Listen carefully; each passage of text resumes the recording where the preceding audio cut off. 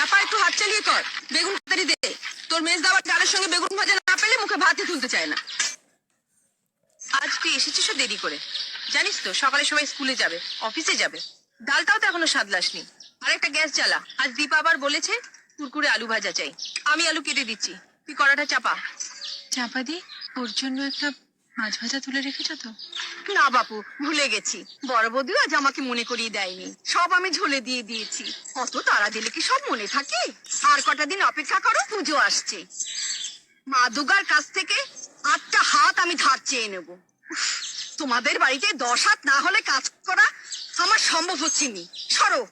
ফাজলামো করিস না চাপা, তাহলে তো রাবণের কাছ থেকে তোকে 9টা মাথাও ধার নিতে হয়। 10টা মাথা না হলে সকলের সব কথা মনে রাখবি কি করে? যা বলেছিস, এই বাড়িতে সবার আলাদা আলাদা অর্ডার, এক একজনের এক এক রকম জীব। জীব নয় দিদি, বলো নোলা।